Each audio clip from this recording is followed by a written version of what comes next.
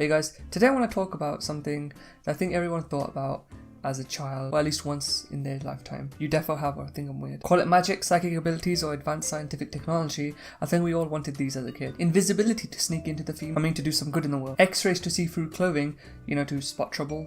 And being able to grant any wish. Hey, I was a pretty wild kid back then. Don't judge me, okay? But my suspicious childish dreams aside, I was thinking about my cringy past where I pretended to do the Kamehameha, emulating Goku, which sparked an idea of me wanting to know what are the craziest or most broken abilities out there. So in everyone's eyes, the world of Dragon Ball Z is meant to be the pinnacle of all power.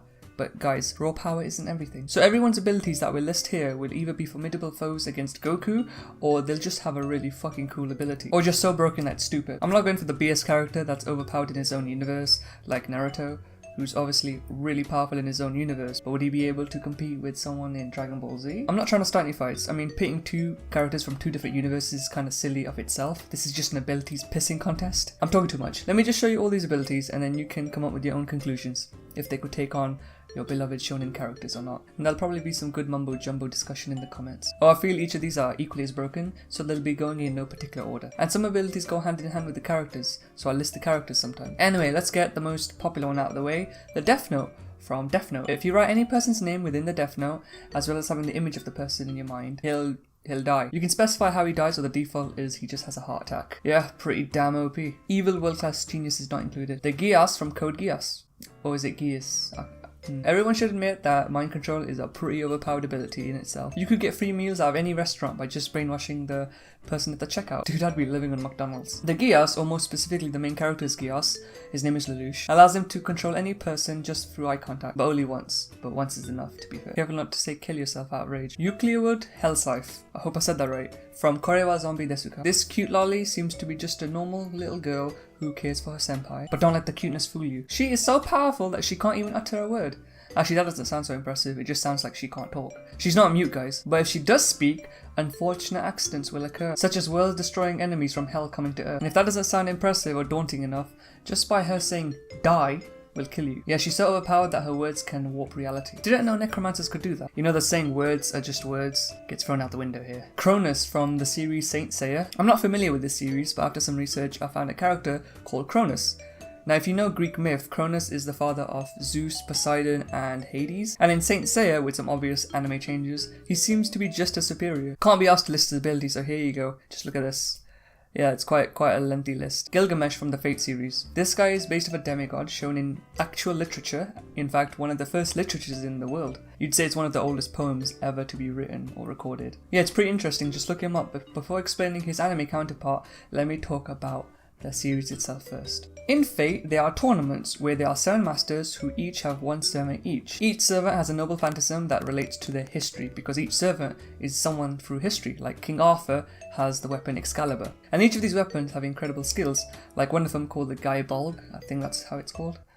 Gaibolg, a weapon that will always hit the opponent and never miss the heart. It reverses cause and effect, meaning getting stabbed in the heart is the cause and throwing the spear itself is the effect. That may sound a bit confusing, but that's the best way I can describe it. Just know that if you had the spear and you threw it and aimed it at someone's heart, it will always hit, unless that person can somehow block it with an equally broken ability. Now that's just one of the noble phantasms. Gilgamesh can use every damn noble phantasm in the anime. But along with being able to use every damn noble phantasm out there, he can also use his own ultimate weapon, and that is called the weapon EA, which is basically a planetary buster. His only issue is that he's a bit cocky. Medega Box. Now this show has a main character who's already super OP in her own universe, who can pretty much do anything. She's like a superwoman who can use almost every ability, but she's nothing compared to the bad guy. Misogi Kumagawa, I think that's his name, who looks like your average everyday high school boy who is nicknamed a good loser. I don't know if I'll be able to explain his ability properly, but let me try. He has an ability called All Fiction, which mind you sounds pretty fucking cool already. This ability basically lets him warp reality and make anything non-existent. It's like the undo button that you make on a PC, just controls Z that shit. If something bad happens to you physically in the real world, you can just undo it. Like death. Yeah, he can undo his own death. Like it was all fiction, like if it was only just a dream. He can even rid the universe of a colour. So if you got rid of the colour blue, I'd wonder what the sky would look like. Now One Punch Man, pretty self-explanatory. He was literally created to be able to defeat any enemy with only one punch. Although he is just a parody character, he is a character nonetheless, so it applies. He's invincible from both physical or psychic abilities. Just a walking tank really. Haruhi from her own series, The Melancholy of Haruhi. This girl is pretty much a god in her own series. No, literally, she's a god. But the ability to make anything and anything exist and bend reality to her wish. Or even destroy the universe if she gets a bit bored. Too bad she's unaware of this ability. And now this is a bit of a spoiler if you haven't seen Hunter x Hunter, or if you're not up to the later episodes, but whatever, the anime's been out for 2 years, I can say it.